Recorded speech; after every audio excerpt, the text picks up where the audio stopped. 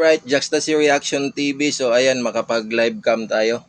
So, yung kwan daw, yung Taal Lake, yung mga sabungero daw, is tinapon daw doon sa Taal Lake. So, pakinggan po natin yung video guys ha. So, alright, let's go. Handa raw tumestigo ang isa sa mga akusado sa kaso ng mga nawawalang sabungero. Sabi niya, malabo raw na buhay pa ang mga sabungero. Handa naman ang National Bureau of Investigation at Philippine National Police na bigyan siya ng proteksyon. May unang balita, si Emil Sumangil. Grabe no? Hindi napigilan ng mga kaanak ng ilang nawawalang sabungero ang hinagpis ng makausap nila si alias Totoy. Ang isa Ilang taon? sa 4 na mga taon? akusado pero nais tumayong testigo sa kaso. Halos 4 na taon na kasing nawawala ang 34 na sabungero, kabilang ang mga nag-derby sa Maynila at Laguna. Mga nanay, kamag-anak, handa po ako makipagtulungan sa inyo para makamit ang inyong hostesya. Isa ang paulit-ulit na tanong ng mga kaanak noon pa man. Buhay pa ba sila o mga patay na? Wala po ako may sagot niyan. Pangakin lang na maibigay ko lang ang hostesya ng inyong... Teka.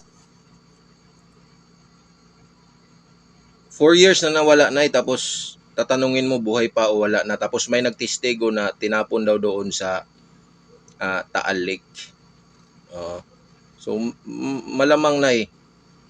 Pero bakit yung nagtestigo is hindi niya ma-confirm na kung buhay pa ba o patay na? Eh, di ba witness siya?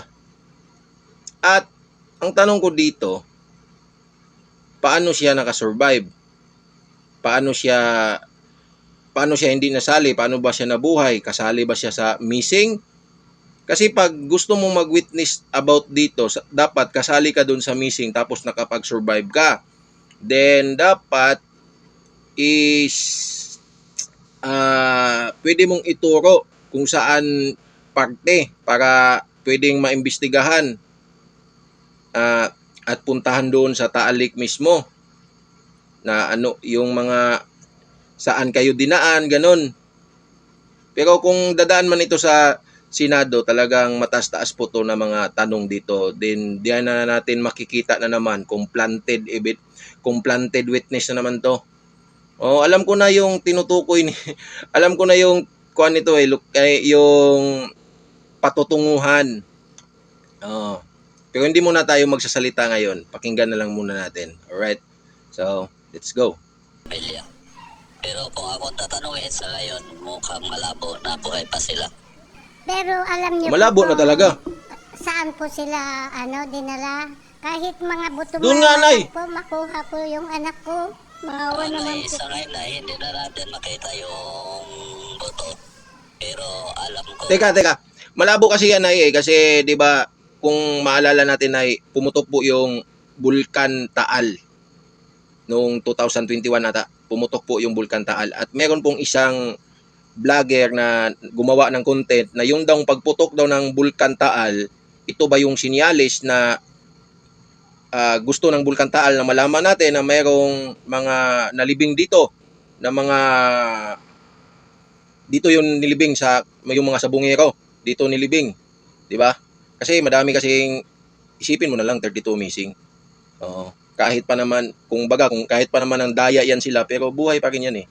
Dapat daanin sa di naman natin talaga makuan kasi alam mo naman pag involved pera, pag pera ang usapan tapos milyones po yung pusta, tapos isa ka sa mga nandaraya, may kalalagyan ka talaga kasi yung mga dinadaya mo, mga mayayaman din. Siya patuloy natin. Sino ang natalikod nito? Sino? Ang sagot ni alias Totoy, Sabihin mo na. dumurog sa pamilyang nangungulila. Sa eksklusibong panayam ng GMA Integrated News, ikinuwento niya ang ilang detalye sa sinapit ng mga nawawalang sabungero. Ano mabubuhay yan eh, nakabaon na yan doon sa talik. Lahat yan. Kung hukain yun, mga buto-buto na lang, paano Teka. natin makilala? Nakabaon. So ibig sabihin, ano ba to nilibing? So, yung tanong ko lang dito, kasi kung sasabihin mo Taal Lake kasi, saan bang portion talaga? Doon ba talaga sa lake? Kasi pag sinabi mong binaon, kasi pag sinabi mong paano mabubuhay yan, siyempre nalulunod na yon. So, ibig sabihin, tinapon doon sa lake mismo. Pero kung sinabi mong binaon, so siyempre, nilibing doon sa lupa, doon sa Taal Lake na location. O kasi hindi naman ibig sabihin pag sinabi mong Taal Lake, lake na mismo yung kuan. Kasi sinabi kasi niya, binaon. So, ibig sabihin, baka binaon ito sa lupa. So, hindi ito doon sa lake tinapon. So, dapat laruhin din yan pag merong administrative hearing tungkol dito sa Senate ba or sa House of Representatives. Alam na sila yon. At hindi lang ang missing sa bungero tinatapon doon. Pati mga drug lord. Teka. Ang gulo mo naman.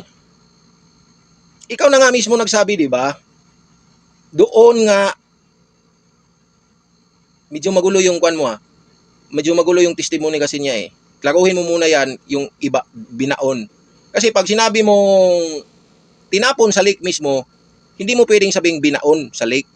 Hindi mo sasabing, sinabi kasi niya, hindi naman siya nagsabi ng lake. Paano mabubuhay yan? Binaon na doon. So, ibig sabihin yung gumawa nun, talagang nag-dive pa talaga, then, kumbaga, doon sa lake tinapon din, yung ano tawag dito, yung gumawa nun, nag-dive pa talaga, then, binaon doon sa kaililiman ng lake, or binaon lang doon sa lugar ng Taal Lake mismo, doon sa mga lupa na bahagi. Di ba? Marami namang lupa doon na bahagi. Pero yung sinabi kasi niya, paano ma-determine kasi madami na daw tinapon doon. Mga buto-buto na daw yun. Yun yung sabi niya. Paano pa ma-determine? At higit pa sa lahat, pumutok po yung bulkan Taal. Oo. Pag pumutok po yun, baka wala na po yung mga remains doon ng mga sinasabi mong tinapon. Kasi baka nasali na yung nasuka na sa labas. Okay. Man, kailangan niya itong ilakad ngayon. Killing me suple. Ang killing mo suple. Teka. Kung, Yun yung pati daw drug lord. Oh, di ba? Parang meron siyang gustong iparinig. Gets ko na to, pero dadaan pa din ito sa hearing eh. Hindi naman porket merong witness tapos magsasabi na ganito ganyan, paniniwalaan na agad. Siyempre, susubukan mo na yan yung credibility niya. So, paano masubukan yung credibility niya? Siyempre, una, tatanungin mo na siya. Then, meron siyang dapat yung, anong tawag dito, sinumpaang salaysay. O, meron siyang unang sinumpaang salaysay. Then, yun yung pagbabasihan ng mga taga-Congress. Depende kung senador or House of Representative. Yun yung pagbabasihan nila. Yung sinumpaan niyang salaysay. Kumbaga, affidavit. Then, doon sila magbabase. Then ngayon, magki-question yung mga senador or mga taga-House of Representative. Then pag hindi na convince na medyo, ano ba to, medyo magulo, alam na. Okay, let's go. tie wire. Pinipihit sa leeg. Kwento pa niya, iniipon at kinakausap niya muna ang Tie mga wire. nahuhuling ng daraya sa sabungan. Pagtapos nito, ipapasa sila sa isa pang grupo na hindi na muna niya kinilala kung sino. Dinatalian. Nandaraya pala. Plastic na Kaya nga, tali. tama. Kinakain Nakakuha na ako niyan. Anya, hindi lang Yung mga 34 missing, na sabungero kung ang ano daw yung namatay dahilan. roon. Dahil mahigit 100 daw ang kanyang tinrabaho. Taka ko, bakit ang bilis? Halimbawa, 8. Ang bilis. Sabi ko, baka naman pinakawalan yan. Yari tayo dito kay Boss. Sabi ko sa kanila, hindi, may video kami. Teka. So ibig sabihin, siya yung tumatrabaho. Okay? Makes sense. So siya pala yung, kumbaga, tumatrabaho. Siya pala yung inutusan na ganyan, ganun. Okay? So hindi ito siya part of mga sabungero na na-missing, kundi siya mismo talaga ang, siguro isa sa mga tumatrabaho na uutusan na ganito, ganun. Ilibing nyo yan, ganito. Diba? Parang siya yung tagapaglibing doon or tagapagtapon. Okay, let's go. Ng video, doon nakikita ko kung paano. Ang kanyang mga isiniwalat, ilan lang sa mga detalyeng inilagay niya sa affidavit na kanyang isusumite sa mga otoridad sa lalong madaling panahon. Teka. Ng video, doon Sinundan nakikita siya ng... ko kung paano. Back muna natin Ang kanyang ng video, Doon 250. nakikita ko kung paano. Back muna Ang natin. Ng video. Ito ba yan? Doon 257. nakikita ko kung paano. ang, Ng video. Doon nakikita ko kung paano. ang kanyang mga isiniwalat, ilan lang sa mga detalyeng inilagay niya sa affidavit na kanya sama raw sa ibubunyag niya ang taong nag-utos sa kanya. Ang Justice Department Sino? gustong makausap si alias Totoy. Titignan ko lang kung ang kanya sinasabi at yung sinasabi ng ibang testigo ay kapareho ng mga Tama. nakarating Tama sa naman. ating tanggapan. Bagaman akusado na si alias Totoy, pag-aaralan daw ng DOJ ang may aambag niya sa mga kaso. Pwede naman siyang pumunta rito at bibigyan namin siya ng pansin at binibuild pa namin ang kaso pero malapit na. Ang National Bureau of Investigation o NBI na nasa ilalim din ng Justice Department handang magbigay ng proteksyon kay alias Totoy. Maganda yan. At sige, pakinggan natin siya. At I assure Sa bagay, 32 missing to eh. Buhay din to eh. Akong bahala sa kanya. Huwag siyang matakot. Ganyan din ang Sigu- tugon ng Philippine allegedly, National Police na magigipit welcome dito development yung ang pagharap Atoy ni ang alias siguro Totoy. kasi mayroong mga Ito ang lumalabas na balita. mga Emil Sumagil. balita Para eh. sa Ayan.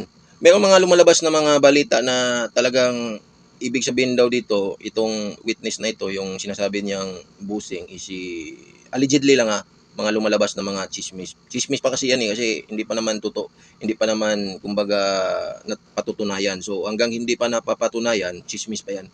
So, parang si Atong Ang daw ang nagutos. Kasi, allegedly, dati napatawag yan si Atong Ang sa senador kung naalala ko. Tungkol din dito sa mga missing din. Sabi nila, wala daw silang kinalaman. At ngayon, merong lumantad na isa talaga sa siya mismo talaga ang tumatrabaho para ilibing at ibaon. Yan, hindi pa natin sure kung paanong proseso niyan.